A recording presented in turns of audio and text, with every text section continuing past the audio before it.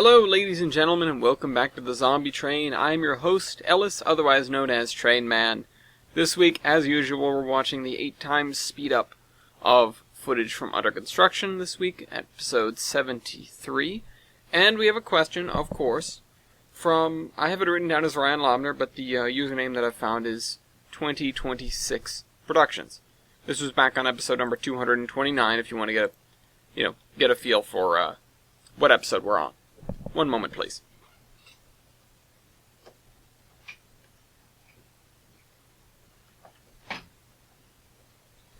"2026 Productions asks, what happened to CN 3377? Now, for those who don't know, CN 3377 is the sister locomotive to 3254, the engine that we actually used for the original Zombie Train, way back when. And it also resided at Steamtown, which is in Scranton. Before the war, it was, referred to as the world's largest 080. It was an engine that most of the useful parts had actually been removed to be put onto 3254. So, I was a bit surprised when, once we had gone through and gone back to Steamtown to wrangle up some engines for the Zombie Train Incorporated, I was surprised to learn that 3377 is in some ways in a lot better shape than 3254 was when we took it out. Obviously it's missing some parts. The front and rear truck, the tender, all the brass and stuff I believe was gone. Some pretty big features of a locomotive were not there. They weren't attached anymore. They were on 3254, or in a couple of cases they were in storage because Steamtown had taken some stuff off of their engines to keep it from sitting out. If only they could have done that with all of their engines, we would have had a gold mine instead of what we did have. Which was a near scrapyard, of course.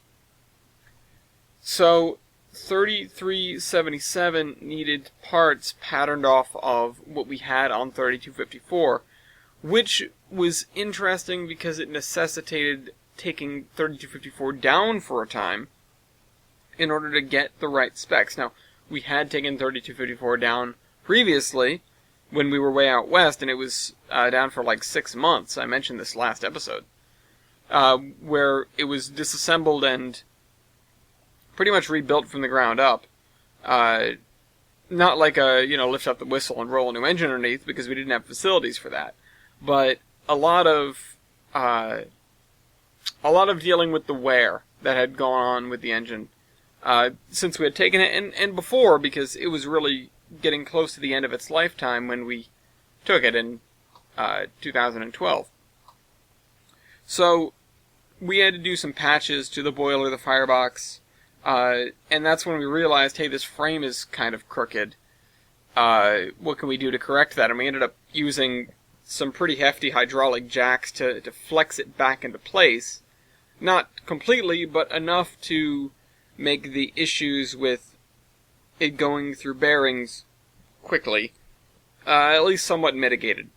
And that's what we expected, and that's actually what we got, which was nice. A nice change. Because, of course, many of our ideas had gone south in one way or another. But that's, while we were in Portland, we weren't really in Portland for that whole time, but while the engine was out west, I should say, there was a lot of work done on it. And that's everything from the frame, boiler, firebox, all of the fittings, bearings, tires, what else? There's something else that I'm remembering. There were problems with the tender. The stoker was busted. It didn't work, just overall. What else?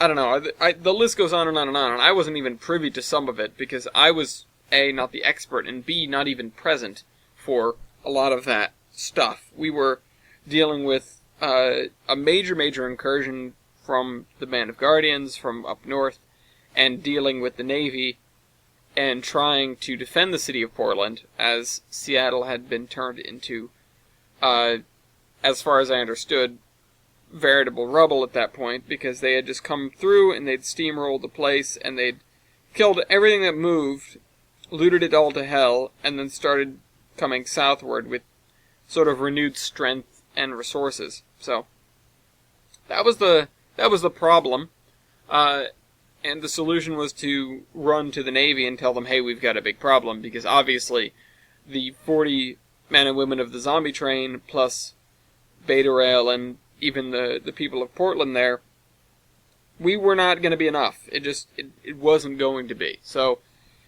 we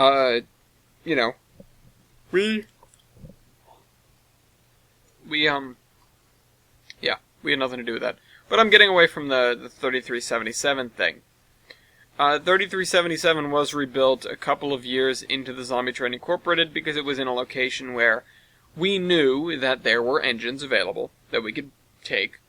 And, like I said, it surprised us on how little it needed. It needed a lot, but we thought it would need a lot more. So, we did go through and we did do those repairs, and we did get the engine running, believe it or not. You wouldn't have thunk it if you saw a picture of it from before the war. But we did. And thankfully, it didn't really prove to be problematic. It was kind of a gamble, because we didn't know what was wrong with it, why it was sidelined as opposed to 3254, and I'm still not sure why. But it may have just been sort of a cutbacks thing, and 3254 was the favorite. I'm not totally certain. So, we brought that engine into service, and then it had a pretty long and busy career, because it was fairly reliable as far as our engines went.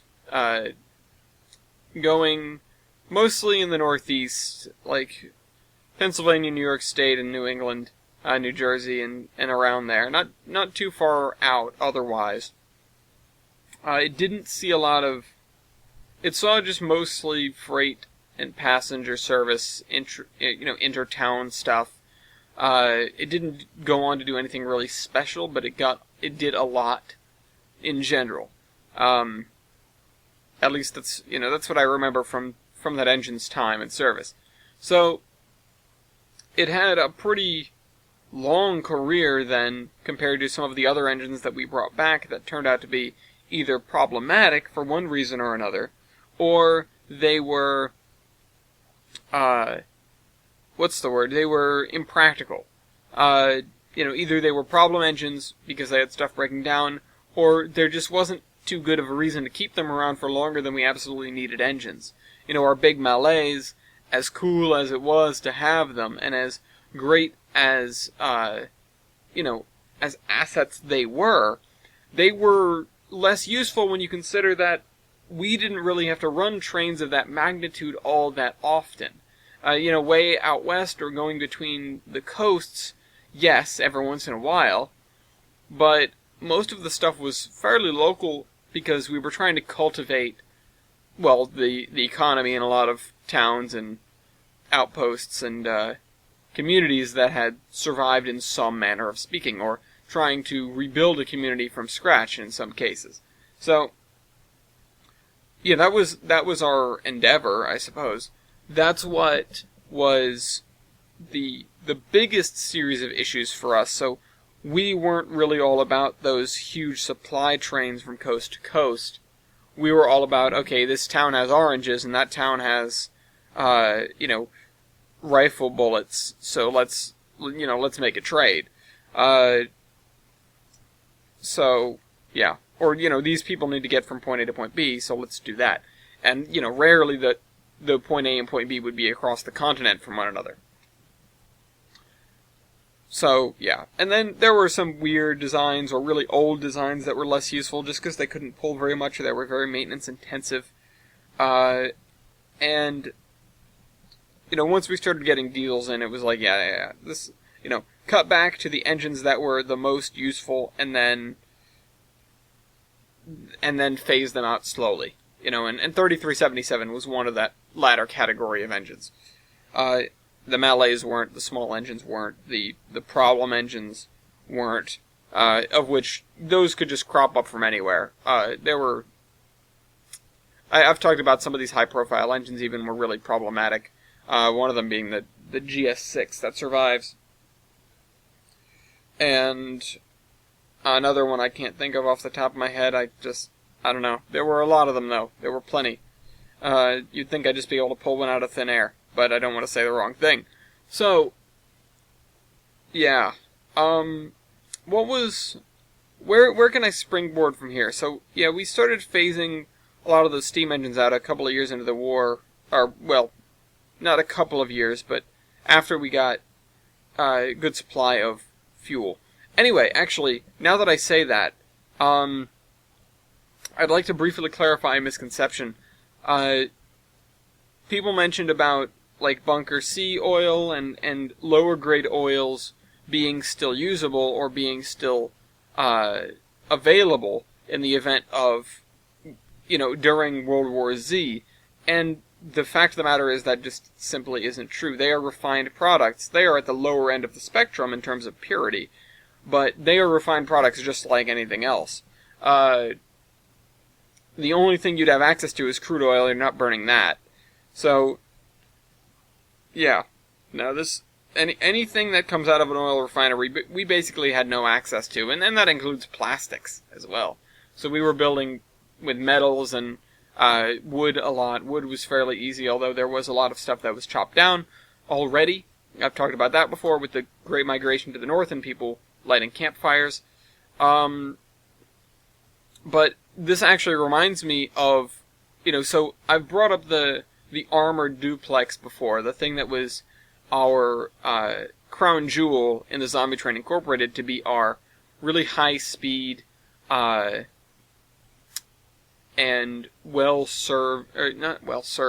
really high speed and relatively strong and tough. That was our engine. It ran the train for the Zombie Train Incorporated. 3254 was more of a backup engine, but it did, like 3377, see a lot of scattered service all over the place. It didn't get a day off for the most part. Again, until we had to take it apart and measure things for 3377, and that's when we realized, hey, we need a second engine. And that's when we started thinking, well, what could we do? What would be the best engine for a hypothetical new train to tour the country? And see what we are working on all across the nation and carry dignitaries from the Navy or whatever. So that's when we started concocting the idea of this armored T1, and that's when we really got our hands on some of the stuff that the T1 Trust had, because we did actually bounce off of their work. It isn't something that we came up with on our own necessarily. They were already doing work in CAD and in real life. Nothing significant, but they had all the drawings, and they had a plan, at least, that we were able to sort of tap into and then make our modifications to make the engine what we wanted it to be. And I think that was like engine number 1618 of the rebuilds, even though it's technically not a rebuild. It was a new build, but I don't know, it was up there in number. It was one of the highest numbered engines we had, because we had gone through and made a list of all the engines that we knew of in the country, or that we had access to, or, that we knew about. And we had gone through and, we'd ruled out the ones we didn't have access to, like the ones that were sunk, the ones that were lost, and we had created a numbering scheme that included all of these engines, mostly divided up by wheel arrangement. And this was at the very end, because we started working on this T1 after we'd numbered all the other engines, because again, it was technically a new build. Anyway, now that I say that, we had been calling it a T1 all those years. Occasionally it was referred to as a T1A, although I think that was taken by the Pennsylvania as well, so it might have been a T1B. Although, if we were going to be honest, if we're going to be serious about this, the real designation for that locomotive would probably be like a T2. Because it was very different. It had different valve gear, it had armor, it had a different cab style. It was just a rolling tank of a locomotive. Anyway, I hope you guys enjoyed this video, and I'll see you next week. Trainman out.